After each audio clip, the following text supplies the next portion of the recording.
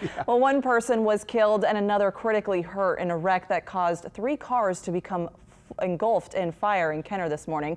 The deadly crash was reported around 8 near the westbound Interstate 10 Loyola Drive off-ramp. Witnesses told police one of the cars was speeding as it approached the ramp before losing control and swerved under the overpass, where it hit a concrete pillar and broke in half.